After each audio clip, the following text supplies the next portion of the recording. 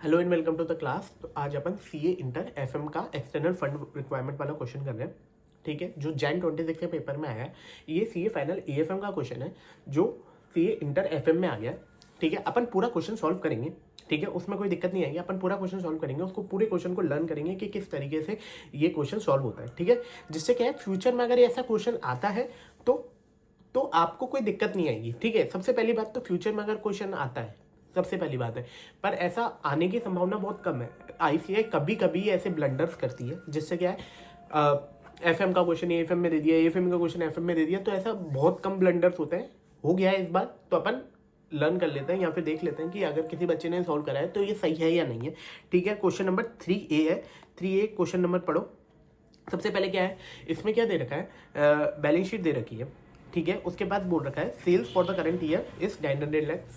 Current year की sales है 900 लाख और वो इंक्रीज हो रही है 20% से। ठीक है ना। उसके बाद बोल रखा है टोटल एसेट भी 20% से इंक्रीज होंगे और करंट लाइबिलिटीज जिसमें पेबल्स एंड प्रोविजंस है वो करंट लाइबिलिटीज भी 20% से इंक्रीज होगी। ठीक है, कोई दिक्कत नहीं आ रही। उसके बाद क्या बोल रखा है, अपन को एक्सटर्नल फंड रिक्वायरमेंट देखना कितना होगा एंड डिटरमाइन द, ये क्या रेशोज में होगा, अपन लॉन्ग टर्म में से कितना पैसा लेंगे या फिर शॉर्ट टर्म से कितना पैसा लेंगे या इक्विटी से कितना पैसा लेंगे, ये चीज़ है सेकंड पार्ट में। ठीक है, तो देखते हैं। सबसे पहले सेल्स इंक्रीज हो रही है 20% से 1080। प्रॉफिट मार्जिन क्या बोला है, 5% ऑफ द सेल।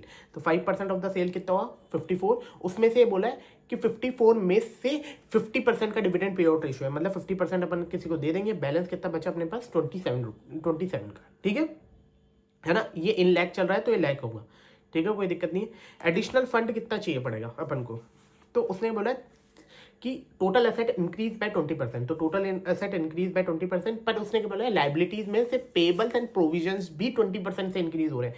तो अपन को total asset minus total liability, total asset minus जो पेबल्स एंड प्रोविजंस है, पेबल्स एंड प्रोविजंस कितने हुए, 144 प्लस 96 दैट इज 240। 240 का 20% माइनस करेंगे तो कितना आ रहा है, 213.6। मतलब अपन को एडिशनल फंड कितना चाहिए, 213.6। पर एक्चुअल में क्या है, अपने पास 27 रुपीज तो 27 लैक्स तो अभी पड़े हैं, क्योंकि क्या है, अपन ने जो प्रॉफिट हुआ था, अपने को 54 लाख का जो प्रॉफिट हुआ है उसमें से 27 लाख ही अपन ने डिस्ट्रीब्यूट करा है। तो 27 लाख अभी अपने पास पड़े, तो अपने को ओरिजिनल में कितना प्रॉफिट, कितना बैलेंस और चाहिए, एडिशनल फंड कितना चाहिए, 186.6। क्वेश्चन इजी है बट अगर जिसने प्रैक्टिस नहीं कर रखा है उसके लिए पॉसिबल ही नहीं है ये सॉल्व हो जाना। ठीक है ना। क्यों मैंने 240 क्यों करा, इसके अंदर क्या क्या इंक्लूड है, payables and provisions that is 144 plus 96। ठीक है, पेबल्स एंड प्रोविजंस इंक्लूड है, इसलिए मैंने 240 करा। ठीक है ना। तो ये चीज है। अब ये नोट पढ़ लो, as the current liability shall also भी increase proportional with the increase in sales. क्या बोल रखा है, करंट लाइबिलिटी भी इंक्रीज हो रही है with the increase in sales. ठीक है, उसके बाद अपन को अब ये तो पता चल गया अपन को कितना पैसा चाहिए। उसने बोला 186.6 रुपीज अपन को, 6 लाख रुपीज अपन को चाहिए, है ना। तो अपन देखते हैं अब उसके बाद क्या बोल रखा है, उसके बाद कहाँ से आएगा वो पैसा। अपन भाई कितना अपन लॉन्ग टर्म लोन लेंगे, कितनी अपन इक्विटी जनरेट करेंगे, कितना अपन शॉर्ट टर्म लोन लेंगे, ये चीज़ डिसाइड करेगा। ठीक है, कि कहाँ से पैसा आएगा। तो उसके लिए क्या बोल रखा है, the current ratio is 1.4। Current ratio 1.4 है। कंपोजिशन क्या बोल रखा है, सेम रहना चाहिए, कंपोजिशन सेम रहना चाहिए। करंट रेशियो अभी 1.4 है। Ratio fix asset to 1.5, fix asset to long term loan कितना बोल रखा है, 1.5। एंड रिमेनिंग उसके लिए क्या बोला, रिमेनिंग उसने क्या बोला, इक्विटी से लिया ना। ठीक है, सबसे पहले अपन फिक्स असेट वाला देखते हैं। तो फिक्स असेट में से फिक्स असेट तो 20% से इंक्रीज हो गया, 600 प्लस 20% दैट है 720 रुपीज से फिक्स असेट हो गया। लॉन्ग टर्म लोन का अपन को पता नहीं है।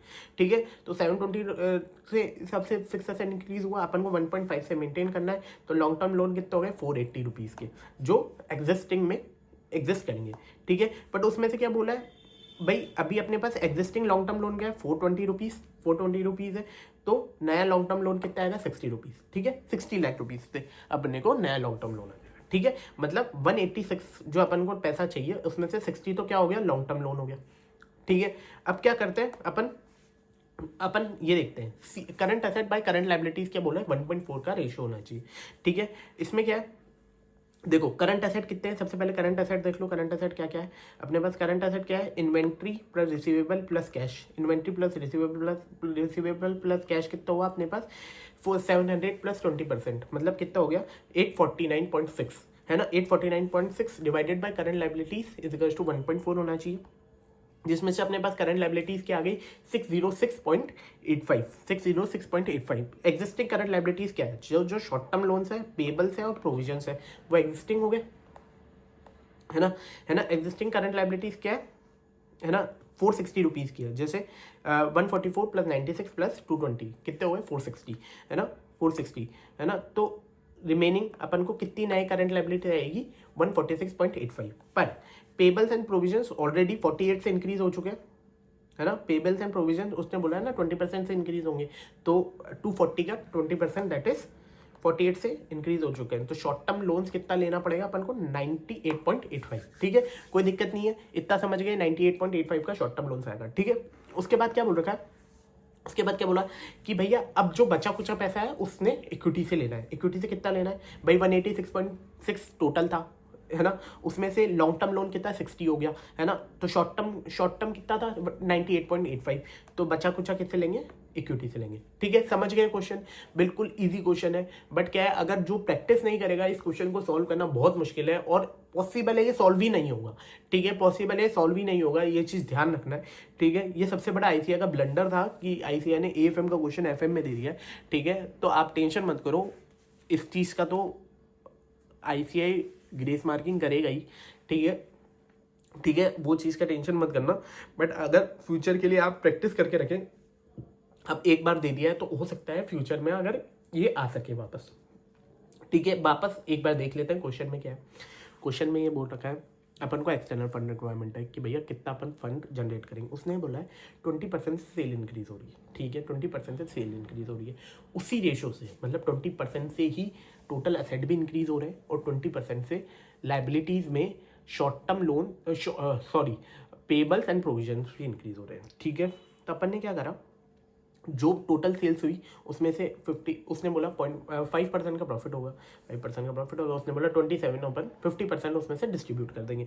तो अपने पास बैलेंस क्या बचा? 27 रुपीज़ का बैलेंस बचा। एडिशनल फंड कितना रिक्वायर्ड होगा? अपन को ये एसेट खरीदने के लिए पैसा भी तो चाहिए भाई, 20% से इंक्रीज करना है, तो 20% से अपन को पैसा भी तो चाहिए उसके लिए। तो पैसा लाने के लिए उसने क्या बोला कि भाई 213.6 लाख रुपीज़ अपन को नया चाहिए, ठीक है। उसमें से उसने बोला कि 27 रुपीज़ का तो हमने कमा लिया, तो 186.6 नया चाहिए, ठीक है।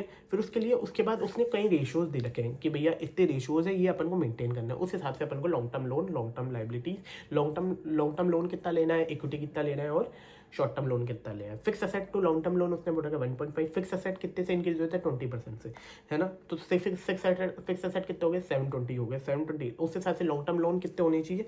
480 होना चाहिए, पर 480 में से अभी लॉन्ग टर्म लोन एग्जिस्टिंग 420 है, तो नए लॉन्ग टर्म लोन कितने होंगे? 60। सेम 6 करंट एसेट और करंट लाइबिलिटीज का करेंगे, और इक्विटी दोनों में से 186.6 में से अपन लॉन्ग टर्म लोन हटा देंगे और शॉर्ट टर्म लोन हटा देंगे, तो क्या आ जाएगा अपना? तो क्या आ जाएगा अपना? इक्विटी आ जाएगा, ठीक है। इजी पीजी, कोई डिफिकल्ट नहीं है क्वेश्चन के अंदर, ठीक है ना। ये आपका क्वेश्चन कंप्लीट हो गया है, ठीक है ना। ये कौन सा क्वेश्चन है? Jan 26 का पेपर है, Jan 26 का पेपर है, उसमें से क्वेश्चन नंबर 3A है, ठीक है। इजी पीजी क्वेश्चन है ना, बट AFM का क्वेश्चन है, FM में दे दिया है। अब ICAI इसमें ब्लेंडर कर चुका है, बट अपन को तो प्रैक्टिस करके जाना ही है, ठीक है। Thank you and have a nice day. और ऐसे ही वीडियोस के लिए लाइक, शेयर एंड सब्सक्राइब करें, और थैंक यू। और आप अगर आपको और कोई सॉल्यूशन चाहिए तो आप कमेंट में डाल दीजिएगा कि इस पेपर के अंदर ये वाले क्वेश्चन का सॉल्यूशन भी दे दो, तो मैं वो क्वेश्चन का सॉल्यूशन भी लाने की कोशिश करूँगा। Thank you.